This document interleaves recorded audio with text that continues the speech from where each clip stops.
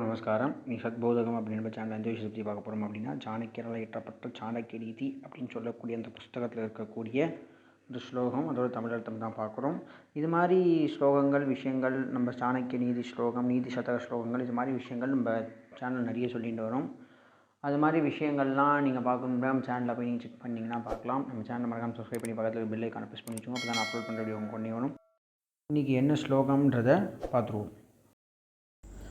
நாத்யந்தம் ஷரளைர்பாவ்யம் கத்வா பஷ்ய வனஸ்தலீம் சித்யந்தே ஷரளாஸ்தத்ர குப்ஜாஃப் திஷ்டந்தி பாதபாக அப்படின்ற மாதிரி ஸ்லோகம் அமைக்கிறேன்.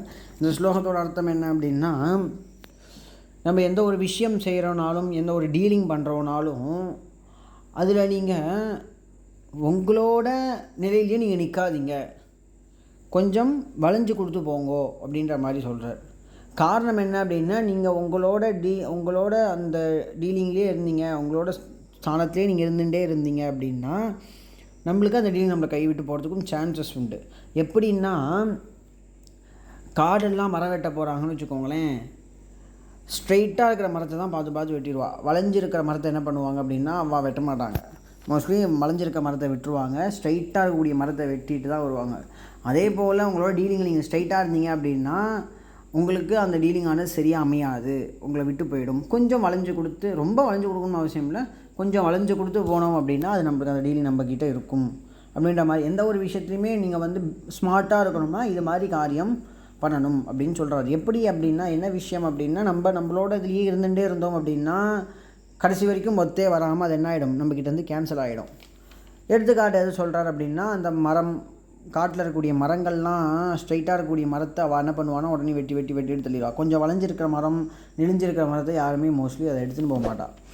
ஸோ நம்மளோட விஷயங்களில் ரொம்ப இப்படி தான் இருப்பேன் அப்படி தான் இருப்பேன்றது இல்லாமல் கொஞ்சம் வளைஞ்சு கொடுத்து அட்ஜஸ்ட் பண்ணி போகணும் அப்படின்ற மாதிரி சொல்கிறார். இதுதான் ஸ்மார்ட்டான விஷயமே தவிர, நம்மளோட விஷயத்தில் நம்ம ஸ்ட்ரைட்டாக இருக்கும் கரெக்டாக இருக்கும் அப்படின்னு இருக்கிறது ஸ்மார்ட்டான விஷயம் கிடையாது.